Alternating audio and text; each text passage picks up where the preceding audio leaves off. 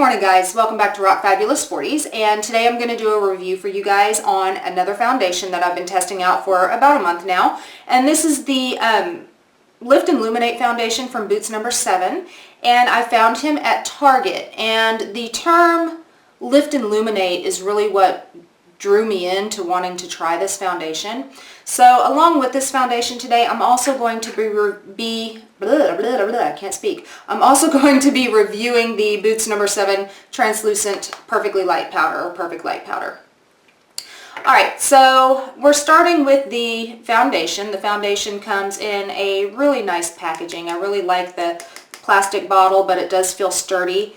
He has a pump, which is really nice. I feel the pump helps keep the foundation a little more sanitary. Oh my God, Bobby, speak. Okay.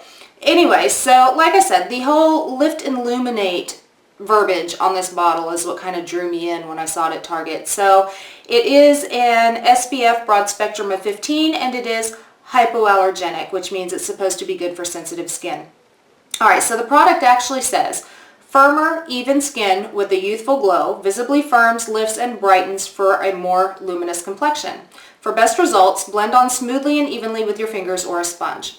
Alright, so I'm going to cut into a clip here with me applying it, and you'll see I applied it with a dampened beauty blender, and I felt like the application was really, really nice with the beauty blender. The beauty blender did give it a more sheer application, which is fine. I can always go in and cover the things I need to cover with concealer, and I felt it applied really, really nicely. I've also applied it with a brush, and I've also tried to apply it with my fingers, and with a brush it did really, really well, and it didn't really matter which brush I used. I mean, I've used my Real Techniques blending brush, and I've used my e.l.f. foundation brushes, so I mean they did really, really good with brushes. Now when I tried to blend it in with fingers, I felt like I really couldn't get a very even application with my fingers, and it felt too thick, too heavy when blended in with my fingers. Even if I tried to go really light, it just didn't work real well for me.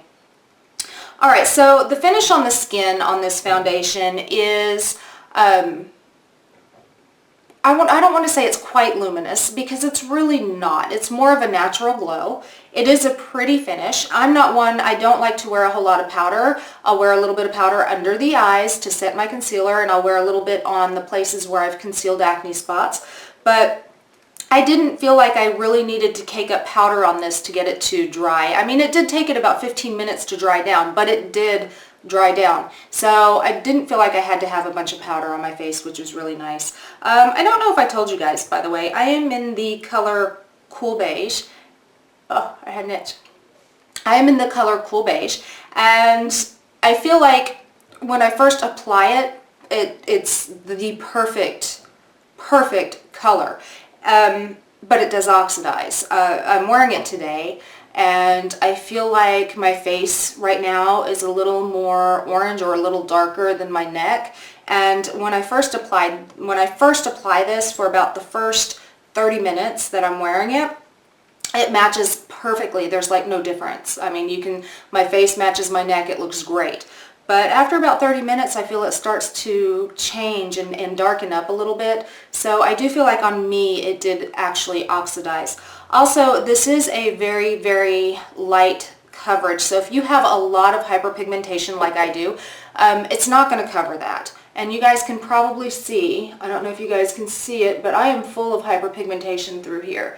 And it did not cover that at all. So I had to take a little bit of concealer and pat that in. So it is a very, very light coverage. So if you guys have decent skin and you don't have the hyperpigmentation that I have, and you don't have all the acne scars that I have, this might be great for you. But keep in mind, on me it did oxidize, and I didn't have any issues with it breaking down. I mean, I did get a little oily throughout the day, but I could blot and it was fine. The makeup didn't break down because of the oils, so that was okay.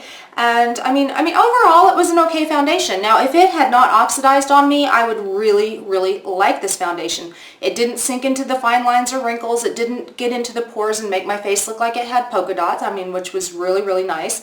But because it oxidized, it's one that I'm not really going to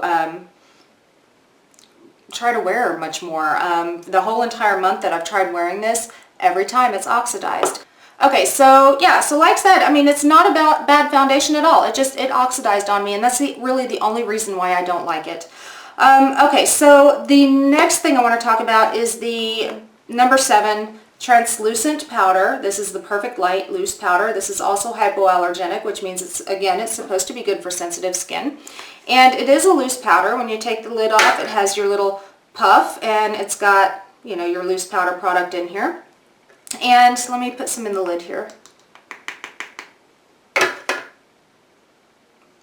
Okay, so here's your loose powder product. Now, honestly, I'm not a fan of this loose powder. I know you're not going to be able to see it because I just rubbed it in. I'm just going to tell you right off the bat, I'm not a fan of the loose powder. I feel it's a little bit heavy for me. And like I said, I'm not a big powder wearer anyway. I just like to do a little bit under the eyes for the concealer and on the acne spots where I have concealer. So I'm not that big of a powder wearer. But even for me to just lightly dust under the eyes, it was too heavy and it made under my eyes look very, very crepey. So, you know, for me, this was not, for me, a great powder. Some people love it, and that's great. Maybe if you don't have any of the crepiness under your eyes, you know, it might work for you. And like I said, I'm not going to diss the powder just because I don't like it. I've seen other people use it, and it worked great on them. For me, I don't like it for me. It was a little too heavy and made my eyes look a little too crepey, even with the lightest dusting of it under my eyes. So, you know, I wasn't a huge fan of the translucent Perfect Light powder. I will continue to use it. I'm not going to use it under my eyes, but I can, when I conceal the acne spots, I can press it into the acne spots, and it does okay there. It's just not great under the eyes. So, this is something that I'll use up, but I won't repurchase. This is something that I'm really sad about because I really liked it, except for the fact that it oxidized. So I'm not going to repurchase this one either. So guys, those are my thoughts and my opinions on the Boots number 7 Lift and Luminate Foundation and the Perfect Light Loose Powder. I hope you guys found this review helpful, and if you did, go ahead and give it a big thumbs up. Also, leave a comment down below. You guys can look me up on my website at www.rockfabulous.online.com. You can look me up on Pinterest, Twitter, Facebook, Tumblr, Instagram, all under RockFabulous40s. And guys, don't forget to hit subscribe down there somewhere.